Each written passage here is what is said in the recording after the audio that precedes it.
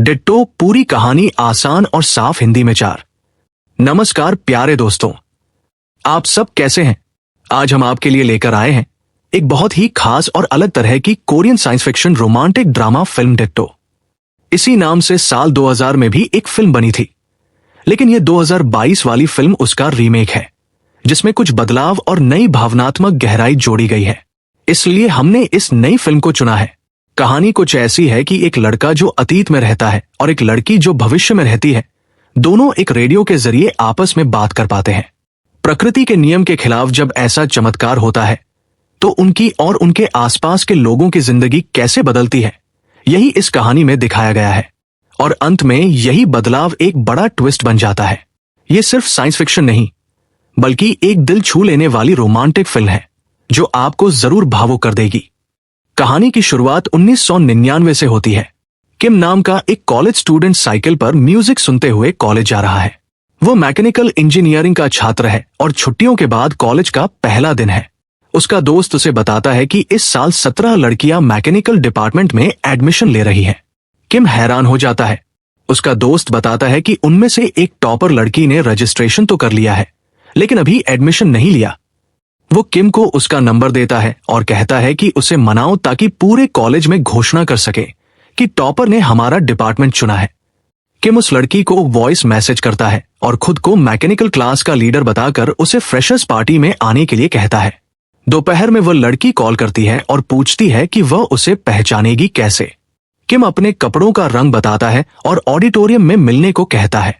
वहीं उसकी मुलाकात हानसोल से होती है। उसे देखते ही किम को पहली नजर में प्यार हो जाता है। हानसोल कॉलेज देखने की इच्छा जताती है और क्लब ज्वाइन करना चाहती है। किम खुशी खुशी उसे पूरा कॉलेज घुमाता है। कॉलेज के रेडियो रूम को देखकर हानसोल बहुत खुश होती है और कहती है कि वो रेडियो चलाना सीखना चाहती है। किम के दोस्त श को रेडियो चलाना आता है, लेकिन किम सोचता है कि अगर उसने श के बारे में बता दिया तो कहीं हानसोल उससे करीब ना हो जाए, इसलिए वो बात टाल देता है।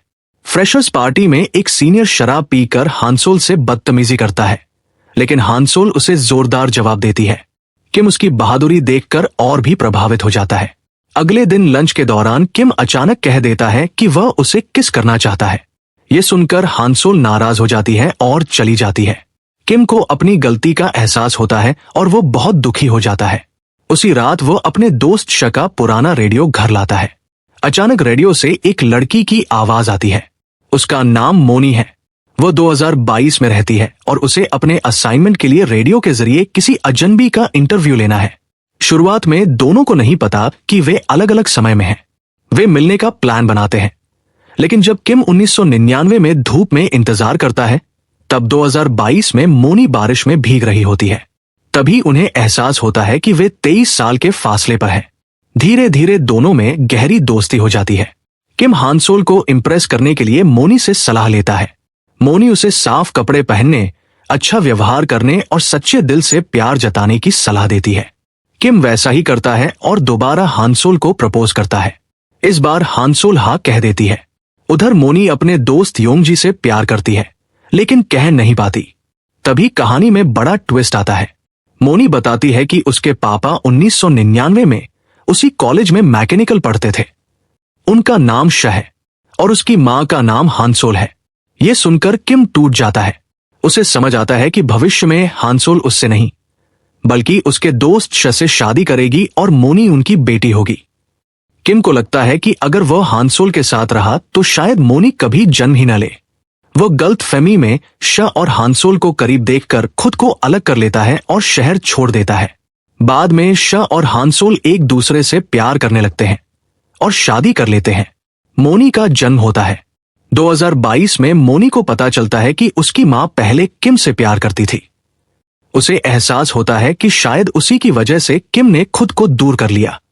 वो बहुत रोती है और खुद को दोष देती है, लेकिन योंगजी उसे समझाता है कि जो किस्मत में लिखा था वही हुआ।